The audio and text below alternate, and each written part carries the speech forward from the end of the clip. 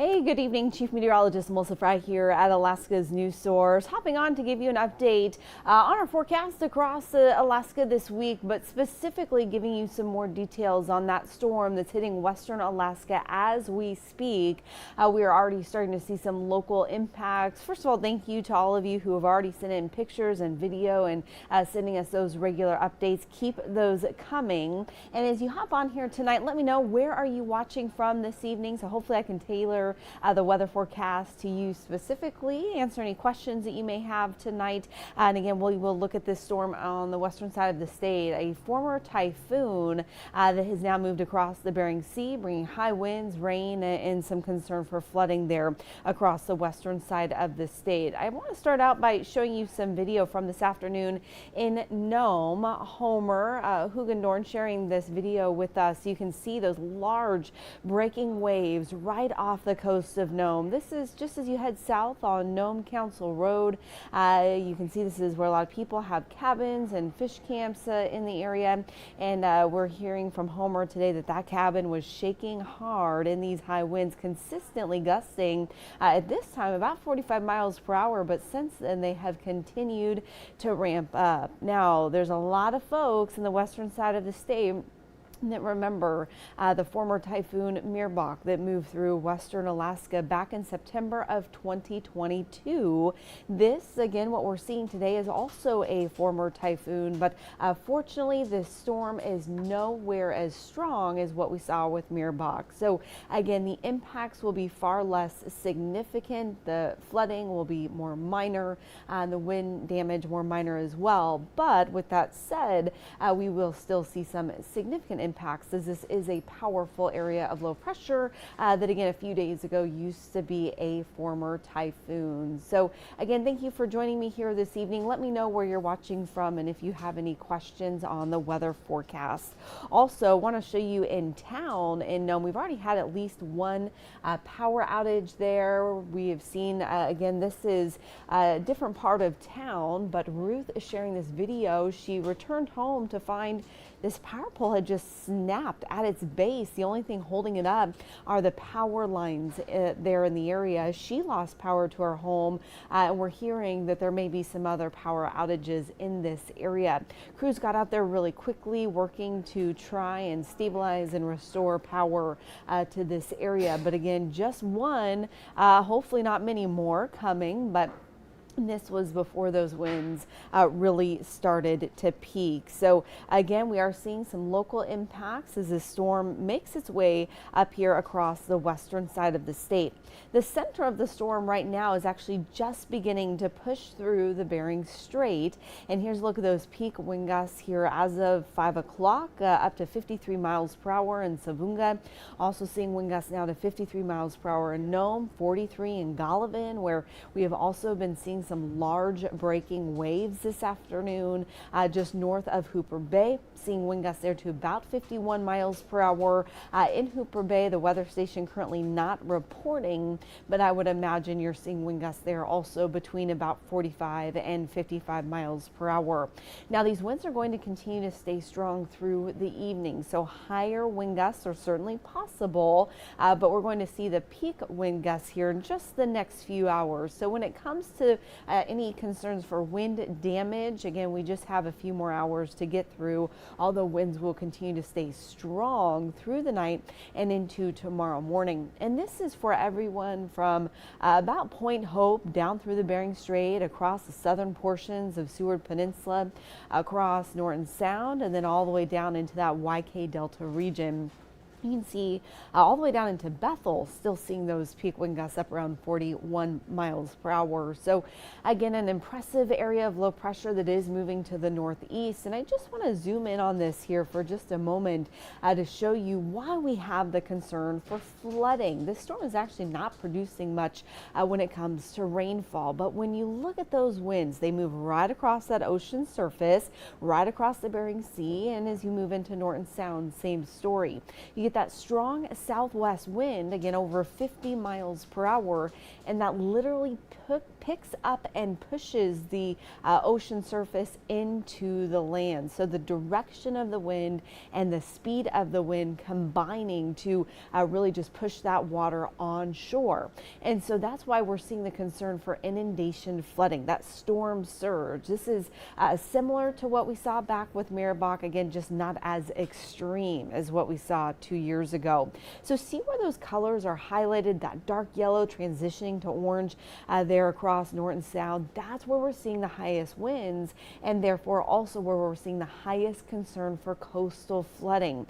That entire region is under a coastal flood advisory that is going to continue into tomorrow.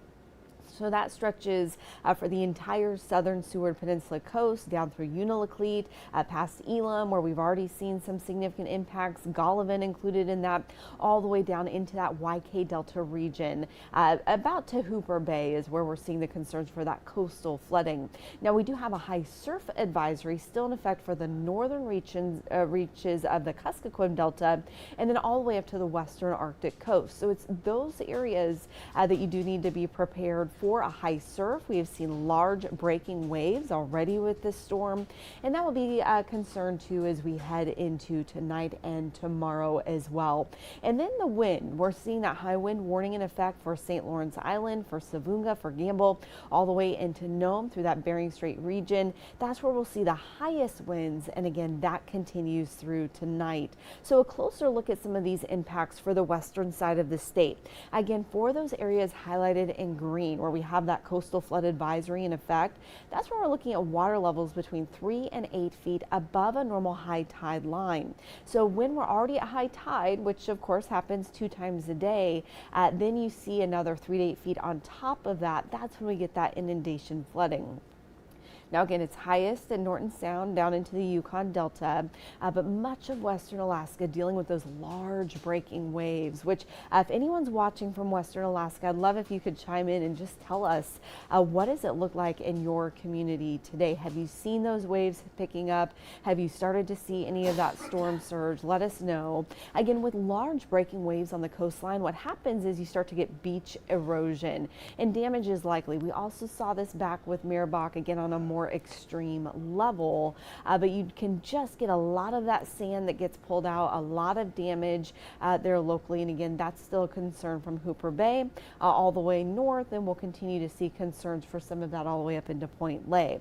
As for those winds, again, still expecting winds from the south 25 to 45 miles per hour with consistent gusts up to 60 miles per hour, and that's going to continue here for the next few hours.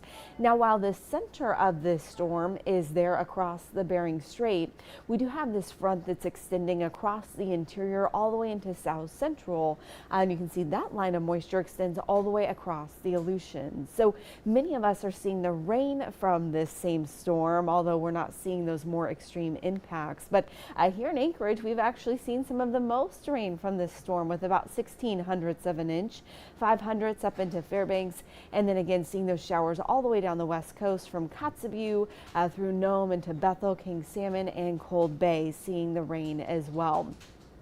As we look ahead to overnight tonight, the center of this storm is going to push further inland. So again, we're going to continue to see those high winds even at about midnight for Seward Peninsula down across Norton Sound. But the rain pushes inland.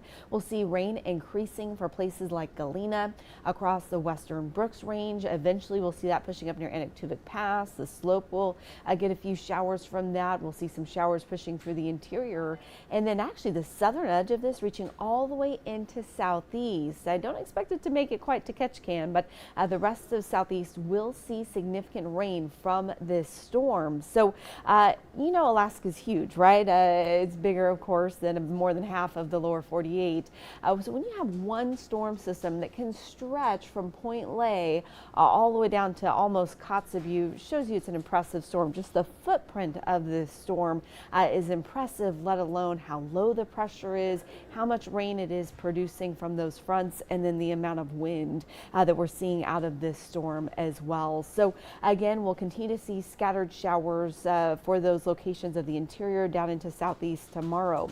But notice how south central is drying out. And Paul, I see you joining in with us from Soldotna. Good evening to you. In Soldotna tomorrow, we're going to see drier conditions. Actually, overnight tonight, you should dry out. So should see a beautiful Thursday there on the Kenai Peninsula, mostly sunny. And temperatures are actually going to warm 5 to 10 degrees compared to where we have been today. So warmer, sunnier, and drier weather is on the way for the Kenai Peninsula.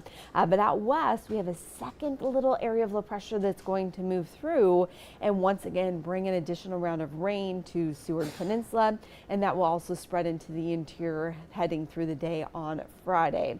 Here in South Central, we'll see chances for some of those showers on Saturday, but really I'm not expecting much until we get into Sunday, and what we do see is pretty spotty and is in and out.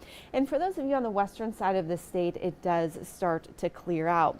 Now I see some of you chiming in, hearing here from, is it Marietta Smith in Hooper Bay? Not as bad as we thought it would be, gusting to about 30 miles per hour from the southwest.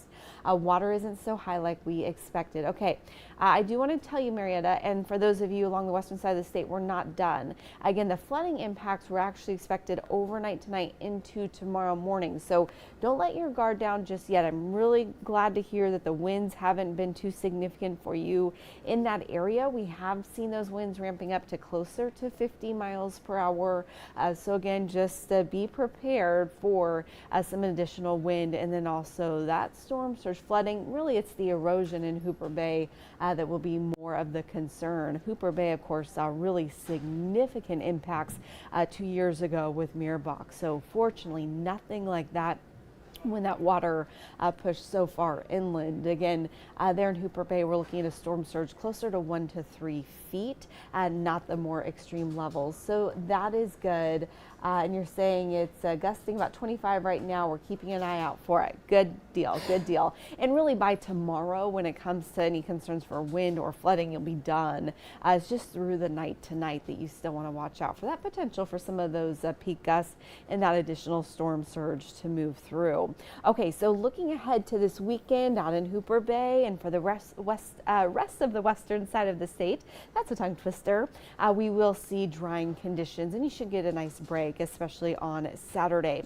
Now down into southeast, again, this is headed your direction. You'll see high temperatures in the low 60s there. A bit warmer in Ketchikan. Is beautiful there today and tomorrow, back up to nearly 70 degrees.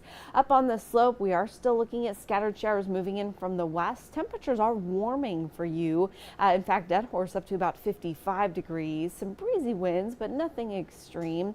And Ikhtuvik Pass, you'll see winds out of the southwest gusting as high as about 35 miles per hour. Again, as you head out west, that's where the higher winds will be tonight. Again, these are really going to peak just in the next few hours, so we don't have much longer to get through when it comes to those high winds, gusting to near 40 miles per hour through the night in Gamble, still up to about 50 miles per hour in Nome through the night, up to about 45 miles per hour in Unalakleet, and up to about 30 miles per hour in Galena. Kotzebue seeing slightly stronger winds, and out of the west for you, 20 miles per hour sustained up to about 35 mile per hour gusts. You notice temperatures are cooler tomorrow. High temperature of just 48 degrees in Nome, 49 in Kotzebue and in Gamble. Down closer to Bethel, temperatures will get back into those low 50s. Unalakleet also up to about 52 degrees. So again, Unalakleet, Elam, Golovin, those are locations that we still have concerns for those higher winds still coming, and the concerns for flooding still coming late tonight into early tomorrow morning. That's where that storm surge could be closer to 8 feet above normal high tide lines. Now in South Central, we will again start to clear out overnight tonight. Mostly sunny on the Kenai tomorrow. You will still see some breezy winds in Seward across Prince William Sound. Some showers in the morning, but clearing out in the afternoon. Whittier seeing some peak gusts up to about 30 miles per hour for you. For those of you up into the valley, a few more morning showers, but then it clears out in the second half of the day. Those high temperatures getting right back up into the low 60s. And for Anchorage, again, a few morning showers possible. We start out in the upper 40s, and then we'll see high temperatures getting back into the low 60s into the afternoon. I do expect dry conditions on Friday for us here in South Central. Again, you'll see some showers out west. We will see chances for showers over the weekend, especially late Saturday into Sunday morning. Temperatures right about 60 degrees during the day, even getting down into those mid 40s heading into Monday morning. Dry conditions are likely to kick off the next work week on Monday, but we do have another round of rain that pushes through on Tuesday. Wet conditions are likely in the middle part of next week. So when we have storms like this rolling in every 48 to 72 hours, I really like to highlight those breaks. Again, Thursday afternoon and Friday, most of Saturday and Monday. Those are the days you want to sort of highlight and make sure you get out and enjoy some of that sunshine before that next round of rain comes. So again, if you're just joining us, here is a look at the update on the winds across the western side of the state. Still seeing the peak wind gusts just north of Hooper Bay at about 51 miles per hour, up to 53 miles per hour for Savunga, and for Nome, Golovin up to 43 miles per hour. And again, it is there from Nome into Norton Sound that we've already started to see some more significant impacts. So again, this is what it's one sign of some damage there in Nome. One power outage that we know of from Ruth. She returned to her home and that power line, the pole just snapped at the bottom. I don't know that I've seen that much before. And she said that the power pole was really just being held up because it fell onto the line. So you can see that's the line to her home. When she returned home, she saw the situation and realized it wasn't safe to be there. No one was at home at the time. So that was good. And power crews were able to get out there and start to do some repair work pretty quickly.